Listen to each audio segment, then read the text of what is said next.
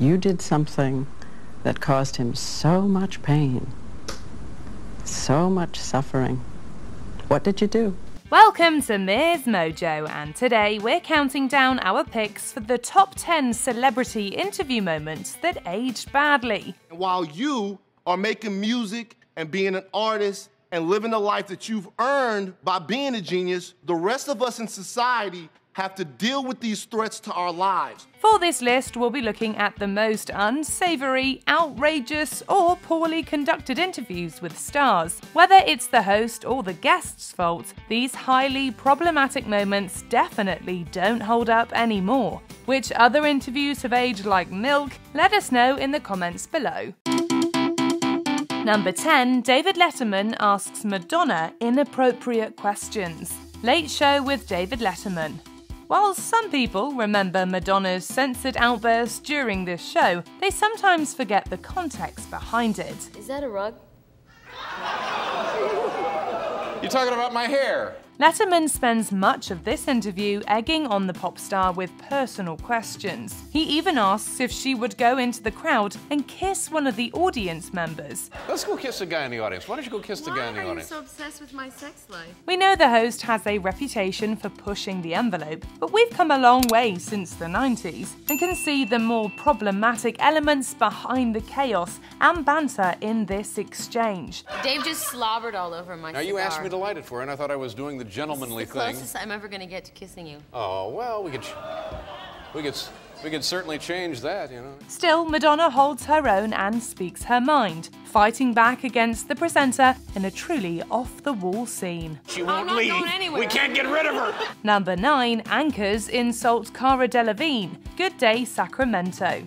Cara Delevingne was promoting her film Paper Towns in this interview, but it was quickly muddied by some shallow questions from a morning show crew. Cara Delevingne is in the movie. She joins us live from New York City to talk about Paper Towns. Cara, good morning. The interviewers asked whether Delevingne even read the book and asked if she had enough time to even consider doing so. The book is taught, I know, in a lot of high schools and such. Did you get a chance to read it, or do you even have time to sit and read? These days you're so busy. After some more questions and playful jabs, another anchor comes out with a misplaced critique of the actress's behavior. And you seemed a lot more excited about it than you do right now. Are you just exhausted? He tries to say that she doesn't seem all that excited, and the performer is understandably taken aback. I'm still very excited. You know, the premiere was last night. It was an emotional night. It felt like the end of an era. She handles the moments with humor and grace, but the news team from Good Day Sacramento does not come off well in this clip. Number 8, Lindsay Lohan endures David Letterman. Late Show with David Letterman. Lindsay Lohan's personal life is the subject of this appearance on The Late Show with David Letterman. You look remarkably well. Her run-ins with the law quickly become the main topic of this interview. Lindsay Lohan was on the Today Show this morning.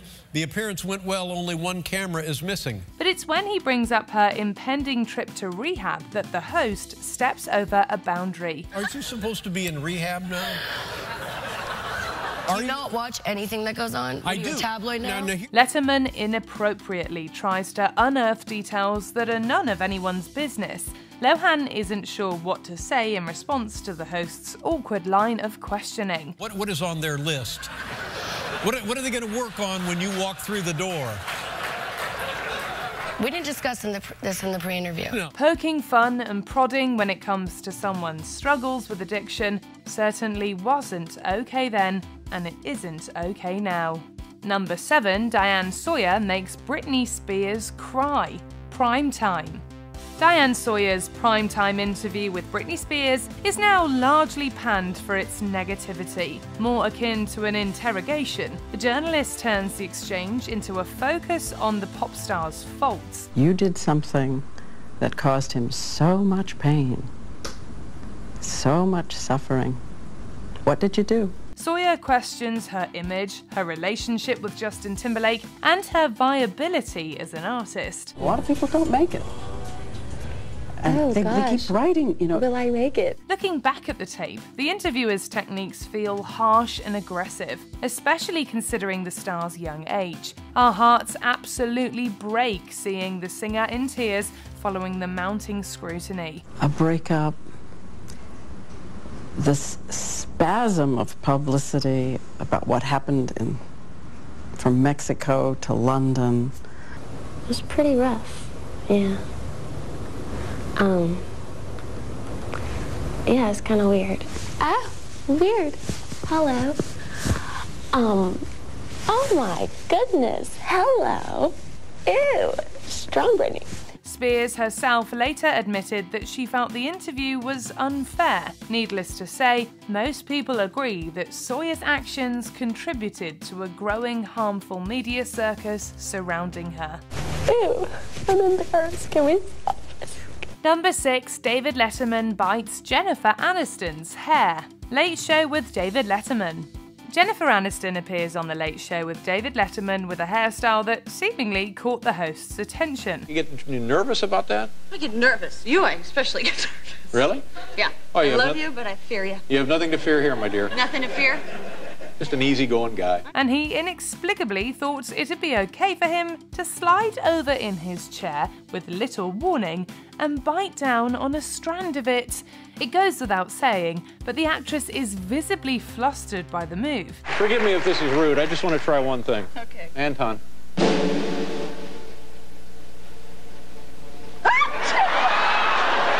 She tries to play it off as a joke despite her obvious discomfort. It's hard to imagine that this kind of behaviour would happen at all today without both parties signing off on it. What are you doing? What are you doing? Letterman even mentions her reaction and jokingly shifts the blame to her, making this all the more questionable after the fact. People are off here going... I know, people are horrified by that. Number 5, Ben Affleck gets too personal. Box office.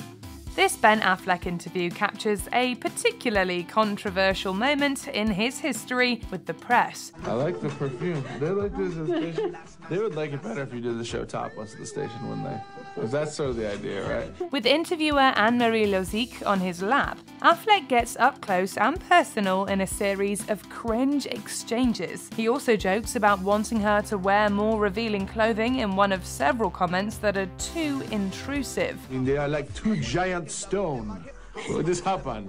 How are you get like that? No, because it's a sport bra. Oh, sport bra? That's why? The video resurfaced in the wake of the #MeToo movement as the actor's actions were further examined. His handsy behaviour and questions about the TV personality's relationship status came into focus, and people didn't like what they saw. Stay still. Mozik later clarified that this scene was played up for the cameras, but it still hasn't aged well at all. I don't want it to resurface and now be taken out of context. It has nothing to do with anything improper. Number 4, Sean Connery's thoughts on women. The Barbara Walters Summer Special. The late Sean Connery was widely known as a macho man, and he remains set on that persona. But his antiquated views on gender were bad back in the day, and they've just aged extremely poorly since. I'm not mad. I don't like playing golf with women, no matter how good they are. When he sat down for an interview with Barbara Walters, the James Bond actor discussed his controversial views on men and women. Not the worst thing to slap a woman now and then. As I remember, you said you don't do it with a clenched fist, it's better to do it with an open hand. Yeah, remember that? Yeah. Yeah. And I didn't love that. I haven't changed my opinion. Walters asked Connery about his previous statements regarding assaulting members of the opposite sex. Given the chance to recant his opinions, the actor doubled down on his problematic stance. I think it's absolutely right. To give her a good slap? Yeah, absolutely. What if she gives you a good slap back? His further views on equal rights and even golf didn't inspire confidence either. I don't like playing golf with women, that's a crime. I don't go and insist playing with them. So why should they come insist playing with me? Number 3, Brian Williams' fake story. Late Show with David Letterman. Brian Williams was known as the trusted anchor for the NBC nightly news for many years. During this Letterman interview, he discussed an experience riding in a helicopter while covering the Iraq War. 2 of our 4 helicopters were hit by ground fire, including the one I was in. No kidding. RPG and AK-47. It was later discovered that his claims were embellished. He weaves a rather elaborate tale for Letterman, which would be fine, except he wasn't actually in the aircraft that was hit by an RPG. We landed very quickly and hard, and we put down, and we were stuck. This fabrication led to his suspension from NBC and ultimately his departure from his coveted position at the network. I want to apologize. I said I was traveling in an aircraft that was hit by RPG fire. I was instead in a following aircraft. Although he later worked at MSNBC, the presenter saw a considerable drop in his reputation because of this scandal. Number 2, Harvey Weinstein calls himself an underdog. CNN. After the bombshell revelations about him, almost every Harvey Weinstein interview plays out like a failed lie detector test. This one in particular showcases the depth of his hypocrisy, given the extent of his crimes and allegations. So I never knew where we stood in the socioeconomic order. That's why I like making movies about underdogs. The producer goes on to describe himself as an underdog, wanting to create projects that celebrate people like him that struggle. To me, I'm still the underdog. I felt that way when I was young. And sometimes I still feel that way. Knowing anything about Weinstein's awful behavior, it's plain to understand that he's the furthest thing from a movie hero. He instead used his power to prey upon real underdogs for his own personal gain. My mom always wanted it, her son's name a company after her. Most of this video reveals the front that he put on for the cameras while he was mistreating people behind the scenes. Before we continue, be sure to subscribe to our channel and ring the bell to get notified about our latest videos. You have the option to be notified for occasional videos or all of them. If you're on your phone, make sure you go into your settings and switch on notifications. Number 1, Kanye West's problematic comments. TMZ Live. Kanye West isn't one to shy away from controversy, and this appearance on TMZ was among his more egregious media stunts. I just love Trump. That's my boy. After talking about his views on Trump, the rapper makes a particularly tone-deaf comment about Black Americans and the country's past treatment of them. He chooses to avoid factual statements in an answer that completely minimizes the horrendous history and places the blame on those who were oppressed. When you hear about slavery for 400 years, that sounds like a choice. The artist reaches a particular low point with this ignorant statement, receiving considerable pushback from a TMZ staff member. You're entitled to your opinion. You're entitled to believe whatever you want. But there is fact and real world, real life consequence behind everything that you just said. No stranger to making a scene, the rapper manages to outdo himself in this highly charged interview.